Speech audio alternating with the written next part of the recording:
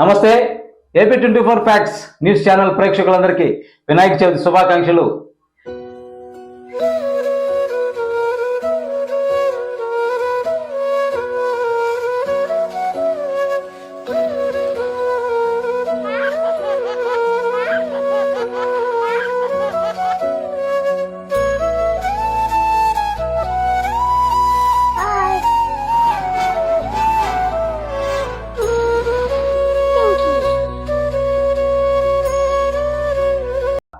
మీరు మీ కుటుంబ సభ్యులు ఆయురారోగ్యాలతో సుఖ సంతోషాలతో ఉండాలని ఆ గణనాథుని ప్రార్థిస్తూ మీ అందరికీ మరోసారి వినాయక చవితి శుభాకాంక్షలు.